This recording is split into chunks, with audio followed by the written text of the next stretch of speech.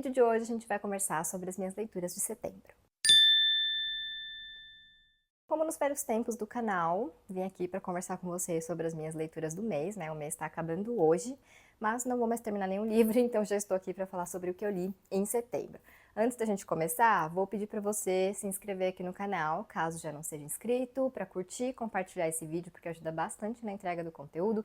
E também vou agradecer aos membros do Clube Namanita. Se você quiser saber mais sobre o projeto e de repente quiser fazer parte, tem tudo aqui no link na descrição desse vídeo. Então, antes de falar sobre as minhas leituras, vou só aproveitar para contar para vocês o que a gente vai ler no clube em outubro, que vai ser O Bebê de Rosemary, né, que é um clássico. É claro que a gente vai fazer uma leitura trevosa, né, porque outubro é o mês do terror e lá no clube a gente fica muito empolgado para esse mês. Então, essa foi a escolha dos membros, que eu fiquei muito feliz porque eu recebi esse livro em 2022 e fiquei louca para ler, só que eu tava grávida, achei que não era uma boa ideia, né? Então, agora estou pronta para fazer essa leitura e estou muito animada. A leitura começa amanhã, né, no dia 1º de outubro, mas a gente só vai debater esse livro mais pro fim do mês. Então, se você quiser entrar para ler com a gente, é só chegar. Agora sim, podemos falar sobre as nossas leituras, as minhas leituras de setembro. Antes, quero só fazer um parênteses aqui, que esse é o tipo de conteúdo que eu gosto muito de fazer, mas que eu sempre fico um pouco assim, não sei, reluto um pouco, porque tenho medo, assim, de que cause certa ansiedade. Querendo ou não, quando a gente fala sobre leituras do mês, a gente acaba falando sobre quantidade, né? E eu sempre bato muito nessa tecla de que a leitura não é quantidade, é qualidade, eu acredito nisso, assim, 100%, mas a gente acaba esbarrando nessa questão da quantidade quando vai falar de leituras do mês. Porém, eu sempre acabo decidindo fazer esse conteúdo, pelo menos aqui, né, no YouTube, porque eu acho que é uma forma interessante de registrar as leituras, né? Tenho muitos livros que eu não vou fazer um vídeo só sobre eles, eu não escrevo mais resenhas obrigatoriamente sobre todos os livros, então também não vou, de repente, escrever sobre eles, acabam não se encaixando em nenhuma lista que eu quero fazer e acabam esquecidos. Então, esse vídeo de leituras do mês é uma boa forma de registrar, né, esses livros que eu li, de não esquecer, né, de não deixar de recomendar ou, enfim, falar sobre eles, mas tudo de uma maneira muito resumida e muito dinâmica, né? Então eu sempre acabo optando por fazer esse tipo de conteúdo, mas sempre com essa ressalva, né? Sempre deixando bem claro que o que importa não é a gente ler muito, e sim a gente ler bem, a gente ler com prazer, sem ansiedade, sem cobrança e tudo mais. E depois eu quero falar sobre tudo isso num outro vídeo, então não vou me estender sobre esse assunto por aqui. Bom, então, setembro foi um mês bem corrido. Aqui a gente teve Bienal, né? Eu fiz meu primeiro job na Bienal, então eu fiquei muito feliz, mas fiquei muito nervosa também. Isso acaba deixando a gente, né, com uma ansiedade. Ao mesmo tempo, o Júnior ficou doentinho, porque ele começou na escola mês passado, então juntou tudo ali naqueles primeiros 15 dias de setembro. Aí depois deu uma acalmada, né, nesse sentido, mas eu tive um problema, estou tendo um problema muito grande com a plataforma que o clube estava. Agora a gente voltou parcialmente pro Catarse, né, mas estou tendo esse problema enorme aí com essa outra plataforma, então isso também me deixou bem ansiosa e nervosa, e enfim, né, então isso tudo mexe com o nosso ritmo de leitura.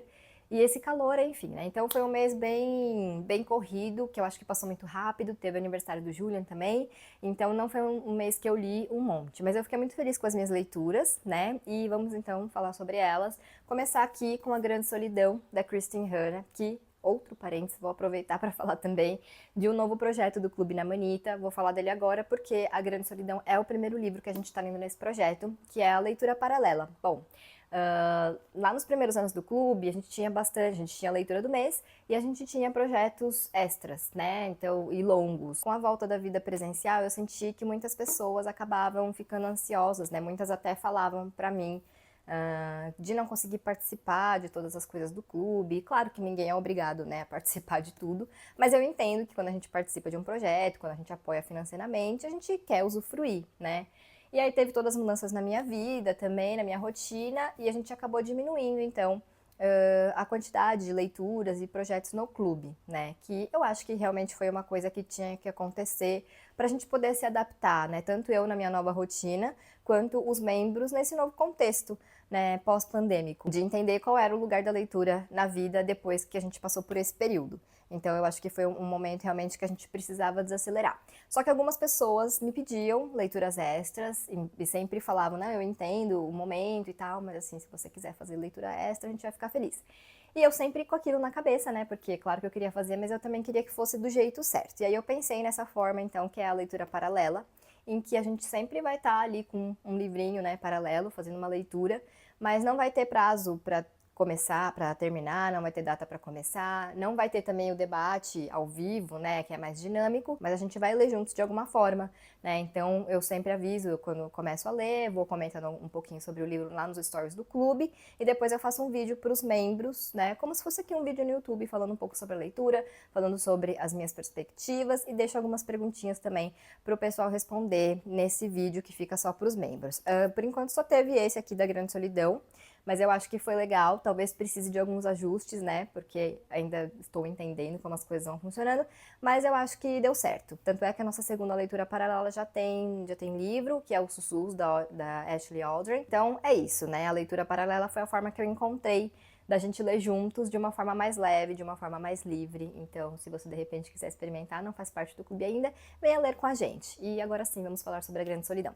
Eu gosto muito da Kristin Hannah, embora não tenha lido tantos livros dela, né? Ela é especialista em ficções históricas e essa aqui é também uma ficção histórica, mas com um diferencial que tem alguns contornos autobiográficos. Não sei ao certo o que é da vida da Kristin Hannah, né? O que é a vivência da Kristin Hannah aqui, mas dá para entender que ela não teve uma vida fácil. Em A Grande Solidão, a gente vai conhecer os Albright, né? A história narrada pela Cora, pela Leni, que é filha da Cora e do Ernst. E o contexto histórico aqui é o pós-guerra do Vietnã, né? Então essa história se passa ali nos anos 70. E aí o que acontece é que o Ernst ele vai para a guerra do Vietnã, ele vira um prisioneiro de guerra lá, mas ele consegue sobreviver, ele volta. Só que quando ele volta, né, para a família dele, ele tá um homem transformado, que tem muita raiva, que bate na mulher, né? Então ele realmente volta outra pessoa.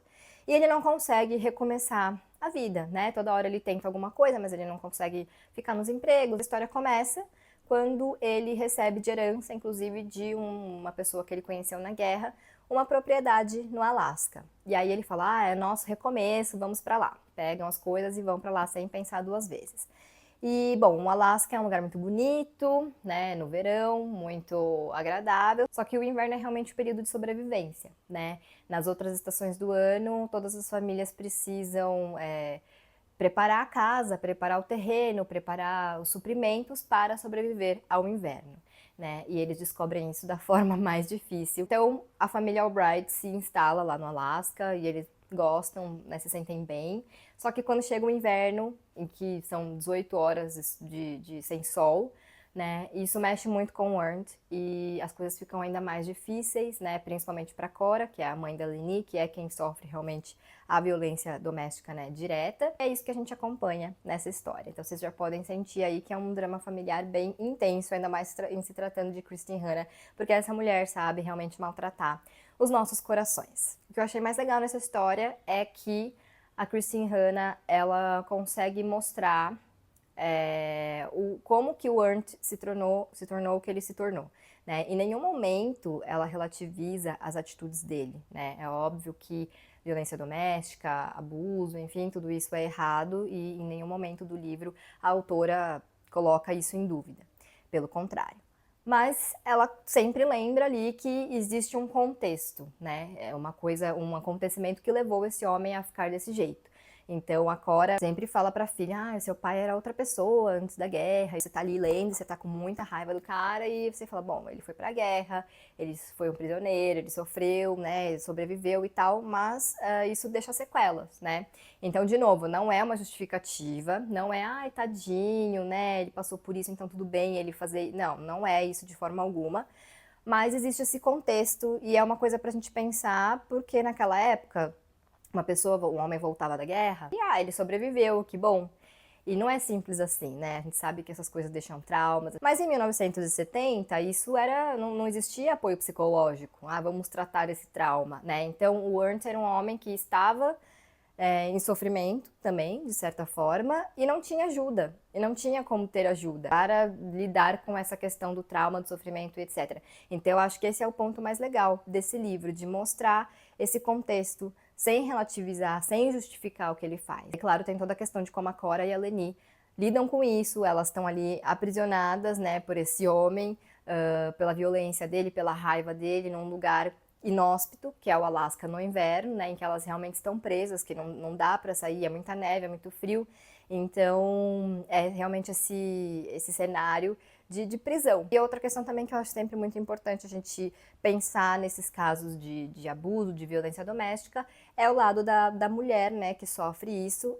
Eu acho que até pouco tempo atrás a gente tinha muito essa, como sociedade, né, eu digo, muito essa coisa de, mas é só largar o homem. E é muito fácil para quem tá de fora, né, falar isso. Existem questões de vulnerabilidade financeira, de dependência emocional, né, que eu acho que é o caso aqui nesse livro, né, enfim, muitas coisas, muitas questões que para quem tá de fora é muito fácil jogar tudo isso para debaixo do tapete e falar, larga o homem, né. Então, eu acho que a Kristin Hannah mostra isso muito bem também nesse livro, tem essa questão da dependência emocional muito forte, e eu gostei também de ver como toda essa relação da Cora e do Ernst acaba impactando a Leni, não só ali diretamente no dia a dia, né, porque ela vê essa violência acontecendo, essa toxicidade se desenrolando ali, se desenvolvendo, mas também ela acaba refletindo muito sobre como tudo isso deturpa a relação dela com o amor romântico, como tudo isso impactou a vida dela nas relações, né, e na forma como ela vê o amor. Então, eu achei interessante todas essas reflexões e gostei bastante do livro. Mas é sofrimento, então tem que ler num momento bom, que tá preparado aí para essas tragédias da vida. Depois, eu li Meus Dias na Livraria Murasaki, que eu já comentei com vocês que eu tô bem viciada em literatura de cura, e esse é um livro de literatura de cura. Bom, como eu falei, né, eu fiz meu primeiro job na Bienal, foi para a editora Record, eles me convidaram para ir lá no stand e conhecer, né, a ativação que eles estavam fazendo desse livro. Para falar também do A Lanterna das Memórias Perdidas, que eu já tinha lido e tinha gostado bastante, que também é uma literatura de cura japonesa. E esse da Livraria Murasaki eu ainda não tinha lido, mas eu falei, bom, então vou ler. Eu já queria ler, e falei, agora é a oportunidade, né, para eu chegar lá no fazer o trabalho direitinho. Então, fui fazer a leitura e eu gostei bastante, né? Como eu falei no primeiro vídeo aqui de retorno ao canal, toda vez que eu começo a ler uma literatura de cura, eu penso, nossa, mas de novo? Mas a história sempre se desenrola por questões, né, que eu não estava esperando. Então, eu quero fazer um vídeo para vocês só de literatura de cura, porque eu li bastante nesses 2 anos, né, principalmente nesse ano, então quero fazer um vídeo só sobre esse gênero, mas claro, vou falar aqui um pouquinho sobre a minha leitura desse livro. Em Meus Dias na Livraria Murasaki, a gente conhece a Takako.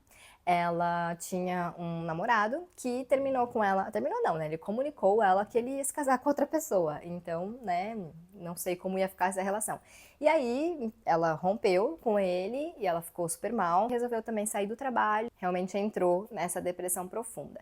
E aí, nisso, o tio dela, o Satoru, que tem a Livraria Murasaki, né, que é o proprietário da Livraria Murasaki, liga para ela e fala, olha, né, sei que você tá aí nesse momento meio incerto, se você quiser vir trabalhar aqui na livraria, só de manhã, abrir a livraria para mim, em troca você pode morar no quartinho que tem em cima da livraria. E ela, como tá ali, né, sem saber o que fazer, para onde correr, sem dinheiro, né, porque deixou o trabalho, ela decide aceitar. Então, no começo, ela vai a contragosto, né? Esse tio dela, o Satoru, era mais próximo dela na infância, mas já faz uns 10 anos que eles não se veem. Então é tudo muito estranho, tudo muito, né, desconfortável. Mas aos pouquinhos ela vai pegando ali o dia a dia na livraria, ela vai descobrindo, né, o poder dos livros, que eu acho que isso é sempre algo que encanta a gente nas histórias, nós leitores, não importa quantas vezes a gente veja isso, mas é sempre mágico, né, porque a gente se identifica.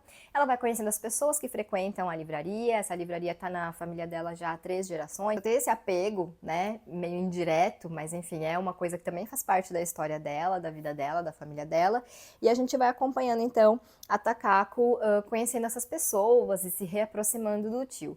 2 pontos que eu achei muito legais nessa leitura. O primeiro é mostrar como essa questão da pausa é um privilégio e não deveria, né? Eu acho que todos, ou pelo menos a maioria dos livros que eu li de literatura de cura, eles falam muito sobre essa questão da pausa, mesmo que indiretamente, né? Então é sempre uma pessoa saindo de um trabalho, uma pessoa terminando um relacionamento, e ela se reencontrando, mas nunca tem uma grande, sei lá, uma grande viagem, um grande acontecimento, sabe? São coisas da vida, realmente. Eu não tenho nada contra histórias em que a pessoa decide viajar o mundo para se reencontrar, não é isso. Mas tô dizendo que são coisas que a gente consegue se identificar, porque são questões do dia a dia, porque são resoluções que poderiam funcionar para a gente também, com algumas adaptações. Então, eu acho que é isso que eu gosto muito nesse gênero. E, enfim, aí a gente vai acompanhando os dias, né, da Takako na Livraria Murasaki. E como eu falei, o que eu gostei muito nesse livro, né, foi essa questão de mostrar que essa pausa é uma necessidade, mas que infelizmente pausar um pouco a vida, parar para pensar, para realmente se enxergar, pensar no que você está sentindo e decidir para onde você vai é um privilégio. Não deveria ser um privilégio, mas é um privilégio. Dificilmente a gente tem, né, acesso a isso. Por isso que é um privilégio. Mas enfim, e é uma questão também que mexe muito com o quê? Dinheiro, né? Porque como que você vai parar de trabalhar, sei lá, 6 meses que seja, para pensar na vida? Isso é visto assim, como uma coisa de, só os herdeiros podem fazer. Né? E infelizmente é meio verdade. Eu acho que essa é uma grande reflexão que esse livro deixa, e é uma outra questão que eu tinha me identificado já, mas que conversando com a minha amiga Mari, que também é descendente de japoneses e leu esse livro, né, a gente estava conversando, e eu vou colocar isso aqui porque talvez tenha outros descendentes de japoneses aí que podem se identificar. Não posso entrar muito em detalhes para não dar spoiler, mas é uma questão de como o amor japonês, ele muitas vezes é silencioso, né? Como às vezes algumas pessoas podem interpretar como uma indiferença, uma distância e algo do tipo, mas não é. Às vezes é um respeito, às vezes é você querer realmente dar um espaço à pessoa, dar um tempo, né? E nisso, claro, tem os efeitos colaterais. Muitas coisas não ditas acabam se acumulando e virando outros problemas. Mas tem muito essa coisa do amor japonês, eu acho, nesse livro, que foi um aspecto que essa minha amiga apontou e que eu concordo muito, que eu me identifiquei bastante. Então, eu gostei muito desse livro, tem a continuação, né, que é Uma Noite na Livraria Murasaki, esse eu ainda não li, mas também quero ler, porque a literatura de cura também tem isso, você se apega muito aos personagens, né, de um jeito assim, que eles são seus amigos, sabe, você conviveu com essas pessoas ali, né, durante a história, então a gente realmente fica apegado. Depois, eu reli o conto A Vida de Chuck, de Konsang, do King. Eu tenho um vídeo aqui no canal sobre esse livro, em que eu falo sobre os 4 contos, mas aqui eu vou falar um pouquinho, bem rapidinho, sobre A Vida de Chuck. Eu resolvi reler, porque vai sair o filme, né, agora, dirigido pelo Mike Flanagan, que eu sou muito fã, né, então essa dupla Mike Flanagan e Stephen King, pra mim, assim, não tem erro.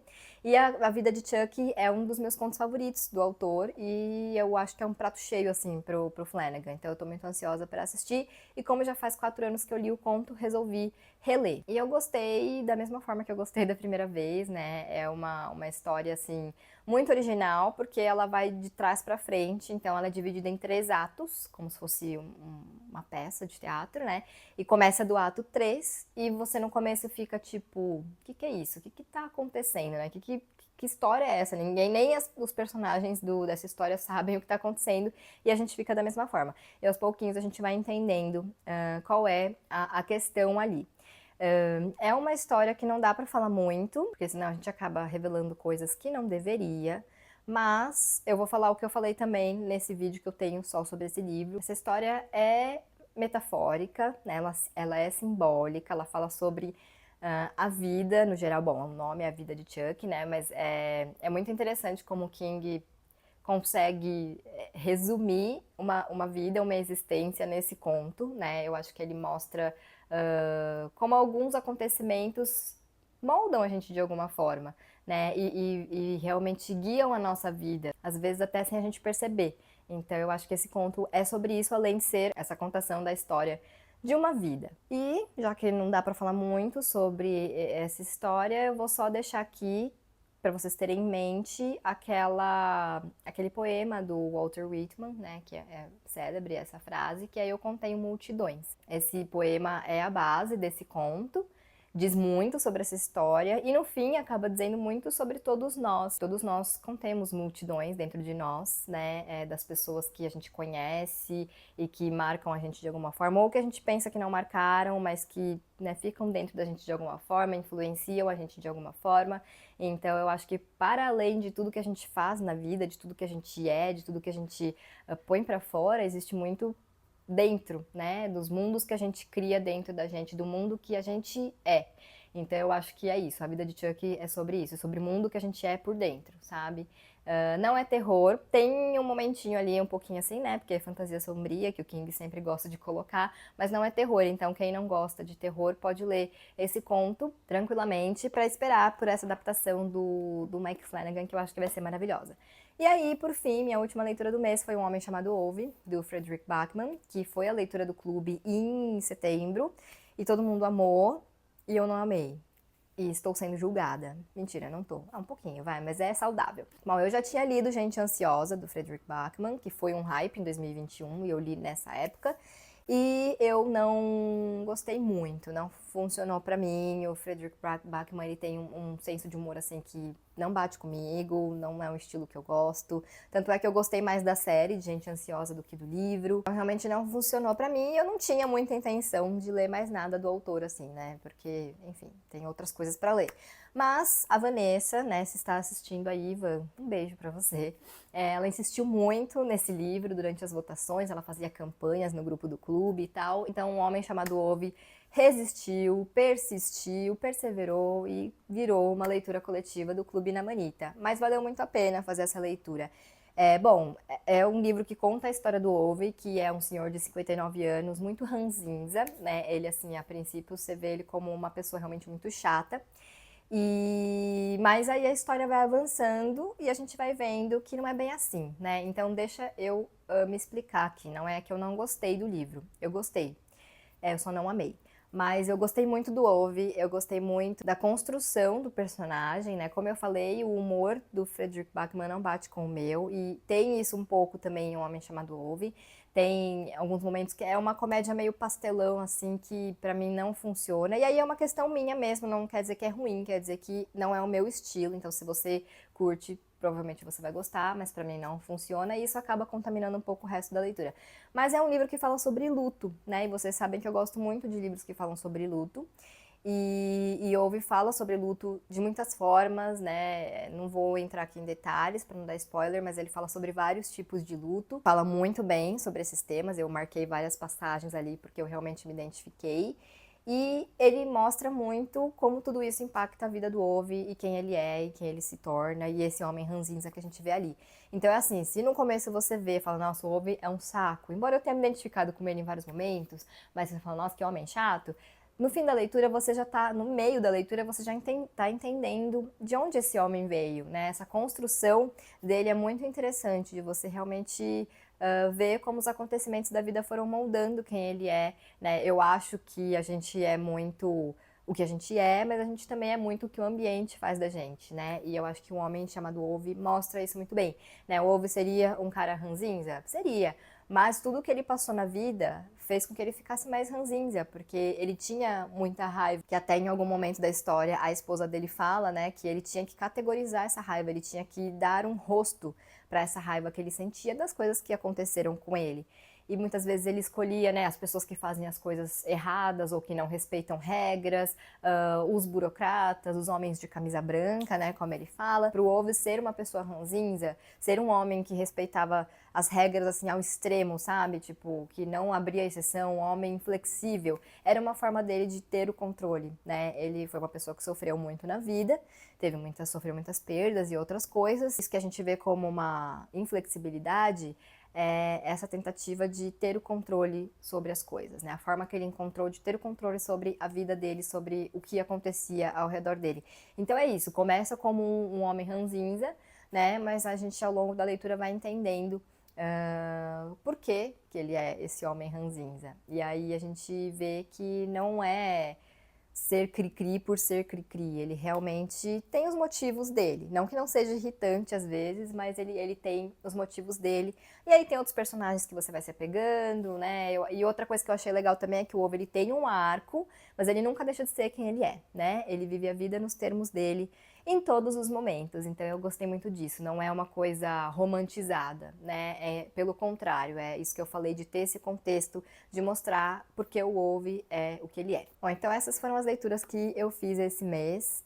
Foram leituras que eu gostei bastante. Então eu quero saber o que vocês leram nesse mês de setembro, como foi, né, esse mês de leituras para vocês, se vocês já leram algum desses livros. E por hoje é isso. Espero que vocês tenham gostado e a gente se vê no próximo vídeo.